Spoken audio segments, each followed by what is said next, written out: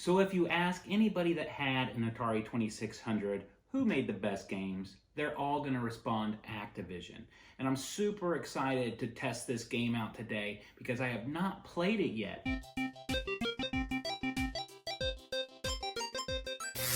Back in the day, you know, when I had an Atari 2600 in the early 80s, I thought I played just about all the games. I'm finding more games that I have never played or even heard of before. One of the games that caught my attention recently was a game called H.E.R.O by Activision, made in 1984. So this came out right in the middle of the video game bust. So it didn't get a lot of attention as some of its predecessors had. And it stands for Helicopter Emergency Rescue Operation. Looking at the cartridge, this is probably some of the cheesiest cartridge art I have seen for an Atari 2600 games. Usually they're pretty cool art. I love all the packaging art of the Atari 2600 games, but this one is just downright cheesy. One thing I do like to do is play video games and drink beer. This is by Stone Brewery, my very favorite brewery in the world. This one's called Enjoy by 420 IPA. Definitely not a weak beer. I just read it's 9.4% alcohol by volume. Let's give it a taste. That was a perfect pour. Solid beer. Couple more things I want to mention. I have not played this game yet. So I did read the instructions and I tested the cartridge out when I got it to make sure it was working. And that reminds me one thing I did not like about Activision games. Activision reveals the inside of the cartridge, so it's just exposed. Look at Pitfall here. Exposed cartridge. With Adventure and other Atari games, it's concealed. Once you plugged in, it opens up and reveals the connectors for the cartridge. But when I plugged this in, it didn't work. So what I did is get some very fine sandpaper, lightly sand just a couple swipes on the actual connectors each side, give it a good cartridge blow, plugged it in, and it worked. I'm gonna experience this for the first time with you, and I'll let you know my thoughts. This is supposed to be one of the better games for the Atari 2600 too. So anybody that has played it, they said, yeah, this is one of the better ones. So let's plug it into our old Retron 77 and see how it plays.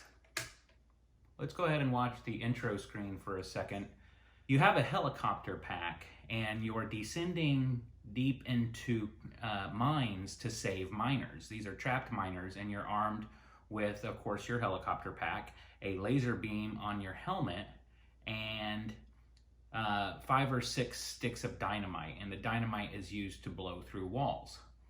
So you see here, goes down into the cavern, finds the miner, you're done with that level. So each level gets progressively harder. I'm ready to jump into this. I think I understand it enough now. I think we'll just start and see how it plays.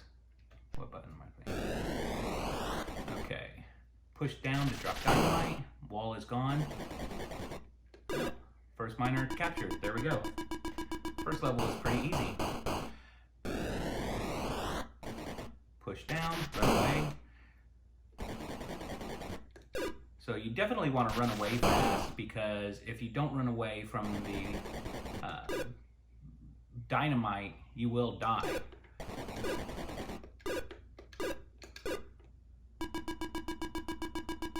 The gameplay is great. I am super impressed just by quickly reading the instructions. You know, it explained it very well, and it's quite intuitive and quite easy. Push down, run away from the dynamite. You don't push down to navigate your helicopter, you just walk off, and then you push up to controller down once you start going. But oh, see that, oh gosh. There are also lamps on some of these caverns, or some of these levels of the mine. So you can see up here, that was a lamp that went out, and I'm trying to avoid this bug. If the lamp goes out, see, that's a lamp over there on that right side of the screen, right above that bat. If that lamp goes out, you can't see the screen anymore. And I have to get over there.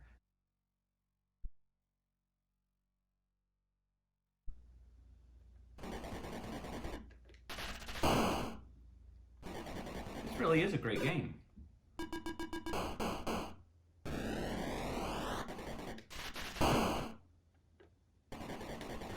see, I hit that lantern. Now I don't know where I'm going. And I want to go into the next level. Really easy, because sometimes there could be a monster. Oh man, I can't.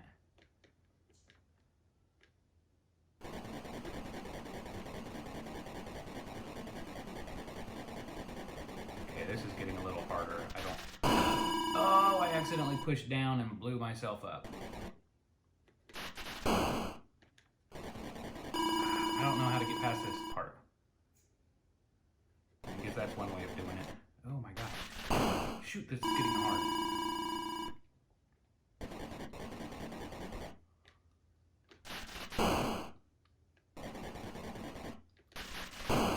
Okay, I am out of dynamite. I need to be real careful.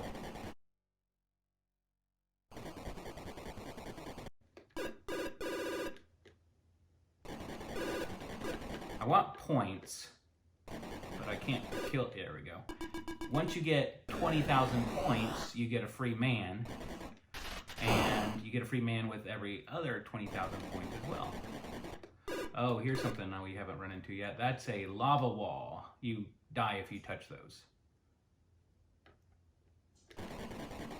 Oh, see that? Ah, I didn't mean to do that, and I'm dead. Take a quick sip of beer break. It just enhances the gaming experience if you can just sit back, enjoy a beer, play video games, you know.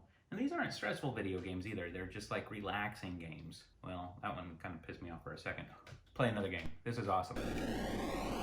Okay, dynamite, go down, save the miner. I remembered that from the first one. Really easy level.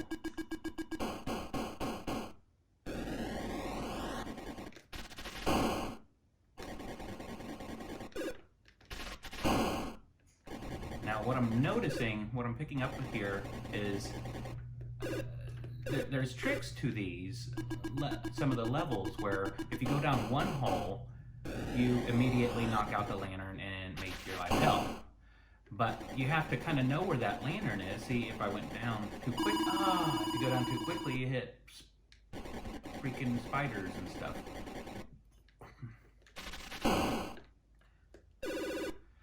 But see, if I went down this hole right above me, I would have hit that lantern and subsequently that spider that was right below. So I'm running out of power at the bottom, so you do have to kind of do this in a timely manner. Also, if you run out of dynamite, you can shoot the walls with your laser. It takes longer to kill it, and it does drain your power a lot quicker too. I am really digging this game.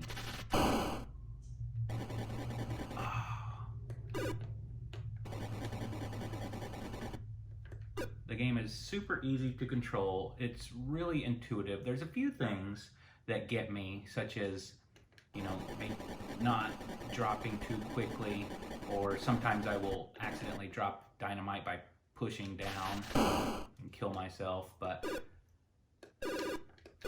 for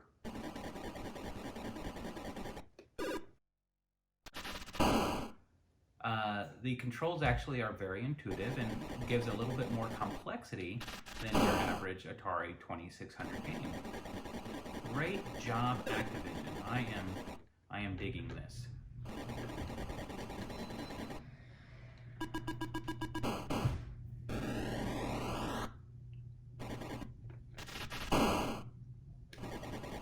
Alright, well, see, I knocked out that.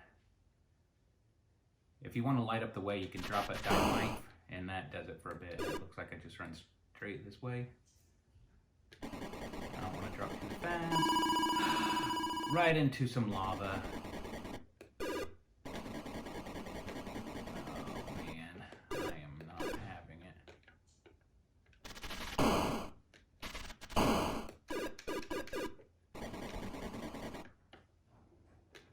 Oh, I ran back right into the lava wall. And this is my last guy. Let's hope I can just get through this level.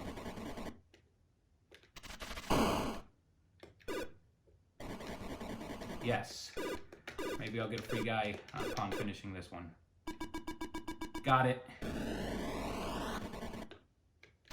Oh, knocked out the lantern first thing because I'm a bonehead. This one's going to be hard. Take off again, you just continuously pressing up. And I feel like one of these is the right way to go down. One, oh, that worked out. Oh, just blew myself up. Oh, just blew myself up again. Well, that was a sucky ending. Alright, so what do I think? I would say if you have an Atari 2600, this should be one of the games you own. I agree with the general consensus. It is one of the better, easier to jump into, more fun games that I have played in a while. I mean, I have my series of favorite games. Most I know just from playing hours and hours of them. If you were to jump into Adventure today, that learning curve is not as quick as this. This would take you hours to really get the hang of, learn the mazes, and I can go through these mazes with my eyes closed. If I were to recommend somebody getting an Atari 2600 and a list of 10 games for them to collect with it, I would say this one's at the top of the list. Now, I do want to note that it is more of a rare game, so it may be a little bit more difficult to find. Solid game. I hope you enjoyed the gameplay. Again, super intuitive controls, super fun game, super easy to jump right in. The levels are great, and the progression of the difficulty is also really, really nice. I give it 10 out of 10. Great game. Now, if you like this video, please subscribe and I'll keep making them. Also, if you have a favorite Atari 2600 game, leave it in the comments. Let me know. I would love to hear what your favorite game is. All right, thanks a lot.